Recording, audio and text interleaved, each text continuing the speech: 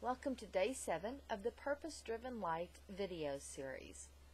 This is the reason for everything. Everything comes from God alone. Everything lives by His power, and everything is for His glory. That's Romans 11:36. We also find Proverbs 16:4. The Lord has made everything for His own purposes. So it's all for God. The ultimate goal is to glorify God. That's what God created everything for. His glory, including you. Without God's glory, there would be nothing.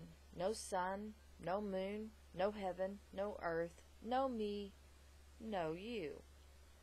The glory of God is who He is.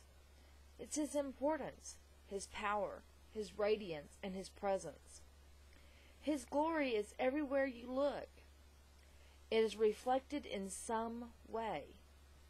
The way the wind blows, the way the flowers bloom, the birds sing. So much more. Just look around you. Because of His glory, we are no longer in the dark.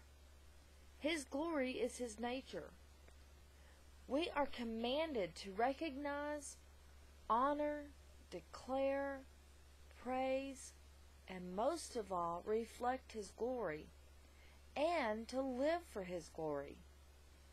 We owe God every honor we can give Him. If we refuse to do this, then it is prideful rebellion, which is a sin, and it's the same sin that caused Satan to fall, and us too. We have all lived for our own glory at some time in some way. We have not given God the full glory that He deserves. This is the biggest mistake that we can make. However, living for God's glory is the greatest accomplishment we can make in our lives. So how can you bring glory to God? Well, number one, by fulfilling your purpose on earth. God made you to be you. Second, by worshiping God. That's our number one responsibility. This is God's invitation to us to enjoy Him, to get to know Him, and bask in His glory. However, He wants our worship to be motivated by the love we have for Him, not by duty. Worship is a lifestyle. It allows us to enjoy God, to love Him, and give ourselves completely to Him. When we allow God to use our life for His glory, everything we do is an act of worship. The third thing we can do is by loving other believers. It is our place to learn to love as God does.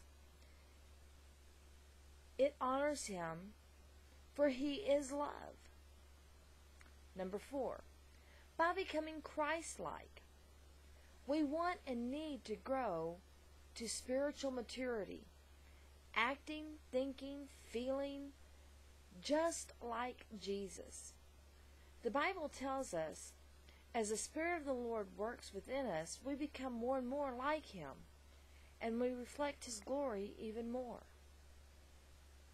Number 5 is by serving others. Each of us has a unique gift, a talent, a skill, an ability. The way you are is not an accident. God took great pride in making you and giving you your special gift, your ability. And these gifts were given to you to bless and to serve others. Number 6, last but not least, the way to bring glory to God, by telling others about God. He doesn't want to be your best kept secret. He wants you to shout from the mountaintops about His love, His grace, His mercy. So what will you live for? Living your life for the glory of God will require a lot of changes in your priorities, your schedule, relationships, everything. It means taking the more difficult, least traveled paths, Lots of trials and tests and learning experiences. Remember, Jesus had the same struggles that we do, and he had to choose whether to fulfill his purpose or to live a nice, cushy, comfortable, self-centered life.